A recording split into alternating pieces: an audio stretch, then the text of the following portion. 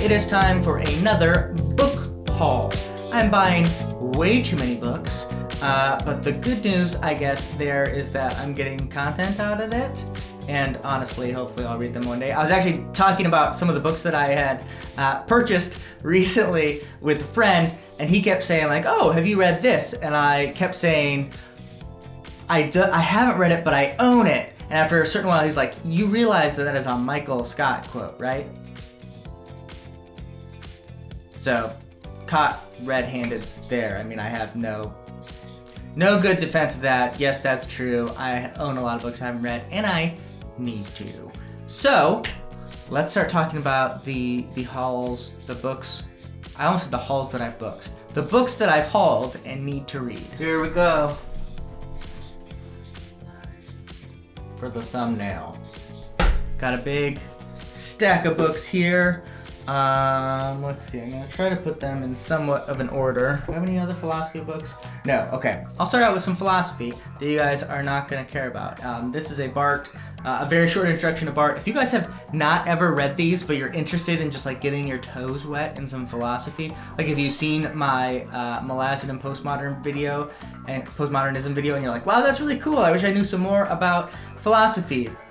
These are fantastic. They are all, as they are called, a very short introduction. They're put out by Oxford University Press, and there's one for almost every major philosopher out there. Bart is a big name in I can't really speak French, but he's a very big name in structuralism, which I talked about in that video. And so when I saw this was for sale, I snagged it up for sure, and I'm gonna read it really quickly. But these very short introductions are really, really good. They're on philosophy, but there's also some on like economics and art, and I've never read a very short introduction that I haven't really loved and learned a lot from. So pick this one up, strongly recommend that. Little sneak peek behind the curtain on my reading plans for next year, 2022. Obviously in 2021, I am doing my year of short classics. I read a lot of great ones already, and am still going to read a lot more in the future. But next year, I'm going to be focusing a lot on ancient sagas. So I read Beowulf and the Iliad this year, and I really enjoyed both of those. And I haven't read a lot of Norse mythology and epics, so these next couple you're gonna notice are a lot of those. So I got the Orkneyinga saga, which is, I think, the Orkney, the Earls of Orkney, the tales there. I have the Gisli Sorsens saga and the saga of the people of Erie. And then these are all going to be sagas. You can probably see the Hals saga. A lot of these are Icelandic. Icelandic has like the oldest Norse sagas. Laxdala saga.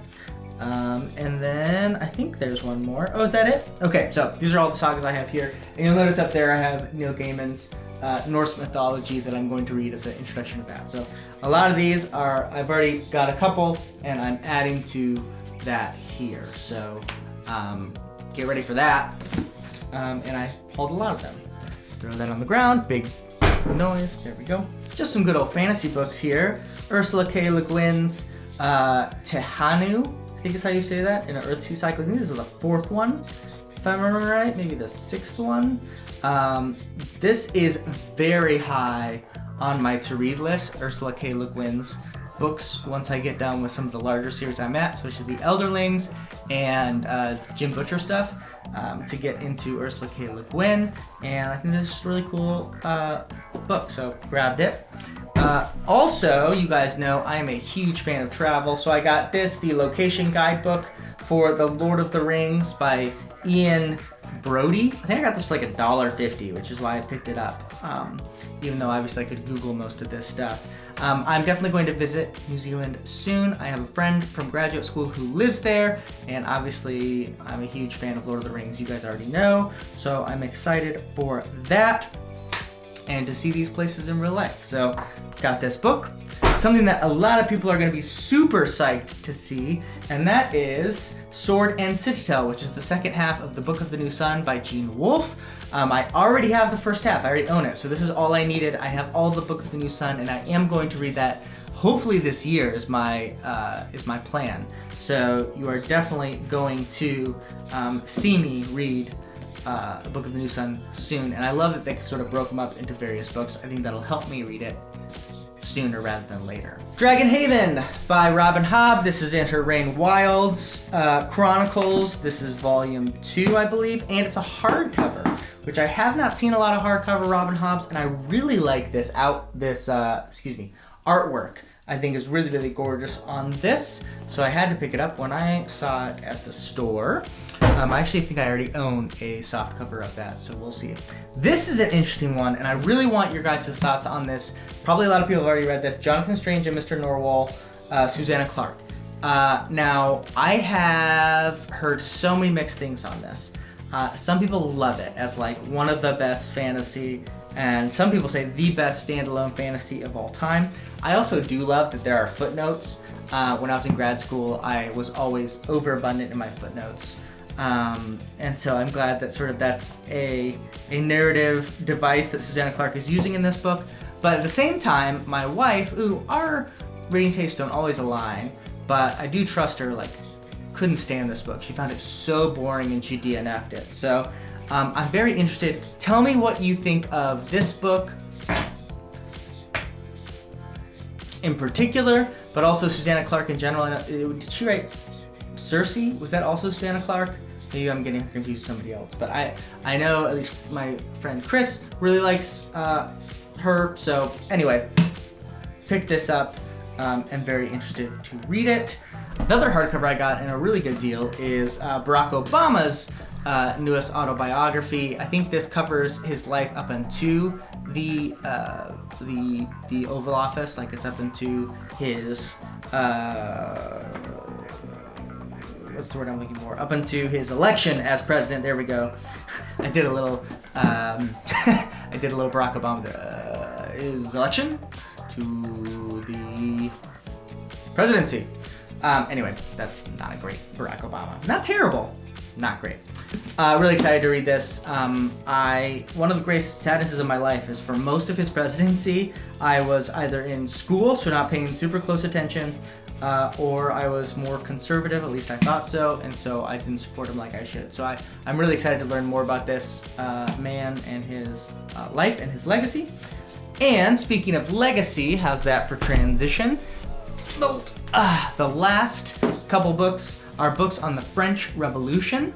This is an area of study I really, really love and enjoy, and I've recommended this on the channel. I will recommend it again. If you have never listened to the podcast Revolutions, the third series of that is a very long breakdown of the French Revolution, and I find it incredibly interesting.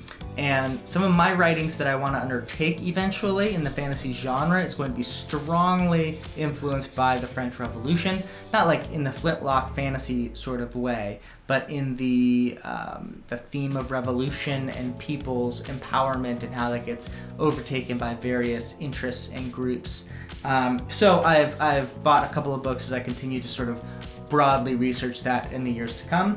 Edmund Burke's Reflections on the Revolution in France. This is a conservative and obviously English outlook on what is happening, and this was famously written in 1790, years before the Terror would take over. And most people, when they think of the French Revolution, they only think about it through the lens of the Terror, and Edmund Burke was sort of the first one to sort of prime the world to think about revolution through that lens. And so, not really a huge fan of this look on history, but it's very important historically speaking, and I wanted to have it and look through it. The next two are historians looks through. One is by a biography of Danton, who is a giant of the French Revolution. This is by David Laude, and it's about, just like it sounds, Georges Jacques Danton, who is a big push in the French Revolution. Probably like the tome on the French Revolution is Citizens by Simon Schama.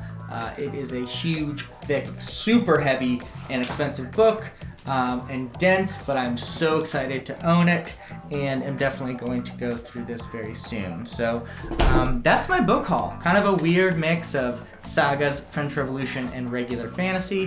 Hopefully it was interesting. Let me know if you read any of these. Would you be interested in like doing a read-along of ancient sagas? I know that's not everyone's cup of tea, but I find it fascinating, and especially if you're also a fan of Philip Chase's channel. I think I would want to maybe partner with him to figure this out. Philip, if you're watching, let me know if that'd be interesting in the comments below. But anyway, I've talked a long time. This is a book haul that I've really enjoyed. You guys are the best. As always, first in, last out.